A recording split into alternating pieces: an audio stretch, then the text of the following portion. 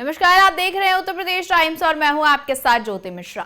दिल्ली चुनाव की तारीखों का अभी ऐलान नहीं हुआ है, लेकिन अभी दल पूरी तरह से एक्शन मोड में है। बहुजन समाज पार्टी भी इस चुनाव में ताल ठोकने के लिए तैयार है। साल 2014 से चुनावी जमीन पर सिमटती जा रही बीएसपी दिल्ली चुनाव से अपने उदय की उम्मीद रखे हुए है, क्योंकि पार्टी की मुखिया मायावती ने राष्ट्रीय समन्वयक आकाश आनंद को दिल्ली का चुनावी इंचार्ज बनाया है। आकाश आनंद को टारगेट दिया गया है कि वो दिल्ली में खिसके बसपा के जनाधार को हासिल करने के लिए काम करे। आकाश आनंद मायावती के नामित उत्तराधिकारी हैं। उन्होंने रविवार को पूर्वी दिल्ली के कोंडली विधानसभा क्षेत्र में एक रैली के साथ दिल्ली विधानसभा चुनाव अभियान की शुरुआत कर दी है। सूत्रों ने बताया कि आकाश आने वाले हफ्तों में मतदाताओं तक पहुंचने के लिए नुक्कड़ सभाओं के साथ साथ ऐसी और भी जनसभाओं को संबोधित करेंगे। इस दौरान आक्रामक अंदाज में विरोधी नेताओं पर जमकर निशाना साधा, साथ ही केजरीवाल पर विवादित बयान दे डाला। 11 साल बाद भी केजरीवाल जी की सरकार ने मात्र 12,500 नौकरियां दी हैं। मात्र 12,500 नौकरियां। इनसे अगर कोई पूछे ना कि आपके वादों के पिटारे को खोल के दिखाओ, तो ये तो इतनी लंबी लंबी हाँकते हैं जैसे द्रौपदी की साड़ी हो, ये फेंके जाए और हम लपेटते जाए।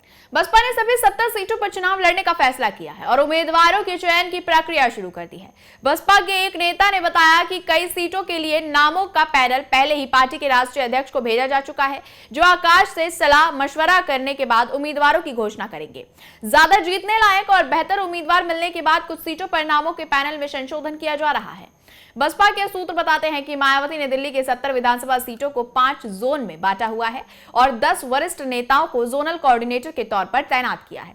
हर जोन में 2 नेता शामिल है। दूसरी ओर आकाश के लिए हरियाणा में पार्टी की हार के बाद दिल्ली चुनाव काफी अहम होने वाला है।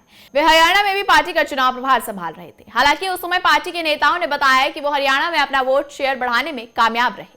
दिल्ली में बसपा की आखिरी जीत 2008 में हुई थी, जब उसके 2 विधायक थे कि बदरपुर और गोकलपुर से, और उसका वोट शेयर 14% था। पार्टी के एक नेता ने कहा कि हमें उस वोट शेयर को वापस पाना है और दिल्ली के नतीजों में निर्णायक भूमिका निभानी है। 2013 में बसपा का वोट शेयर घटकर 5.35% रह गया और 2 साल बाद ये और गिरकर 1.3% रह गया, जबकि इसके 69 उम्मीदवारों की जमानत जब्त हो गई। 2020 में बसपा ने 68 सीटों पर चुनाव लड़ा और सभी उम्मीदवारों की जमानत जब्त हुई, क्योंकि वोट शेयर घटकर 0.71% रह गया। पिछले साल लोकसभा चुनाव में दिल्ली में बसपा का वोट शेयर महज 0.7% था। अब देखना है कि सियासत के सबसे खराब दौर से गुजर रही बीजेपी दिल्ली चुनाव में अपना कितना सियासी असर छोड़ पाती है। फिलहाल इस खबर में इतना ही। यूपी से जुड़ी तमाम बड़ी खबरों के लिए देखते रहिए उत्तर प्रदेश टाइम्स। धन्यवाद।